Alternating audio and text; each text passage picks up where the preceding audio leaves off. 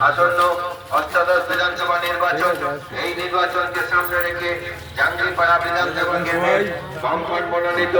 ISF সমর্থিত CPIM প্রার্থী comrade Sudipta সরকার আজ তালতলা হাট সংলগ্ন এলাকার নির্বাচনী প্রচারে এসেছেন। এলাকার শুভবুদ্ধি সম্পন্ন মানুষের কাছে আমাদের পার্টির পক্ষ থেকে আমরা আহ্বান জানাচ্ছি, আপনারা আসুন, আমাদের প্রার্থীর সঙ্গে পরিচিতি হন এবং তার সঙ্গে যে আমাদের আগামী 29শে এপ্রিল যে ভোট, সেই ভোটে কমরেড সুদীপ্ত সরকারকে 4টে আসনে তারা চিহ্নে ভোট দিয়ে বিপুল ভোটে জয়যুক্ত করুন। 100 দিনের কাজকে পুনরায় চালু করতে এবং বেকার ছেলে মেয়েদের হাতে কর্মসংস্থান তুলে দিতে, পশ্চিমবাংলার শিল্পে জোয়ার আনতে এবং সাম্প্রদায়িক বিজেপির হাত থেকে বাংলাকে রক্ষা করতে আগামী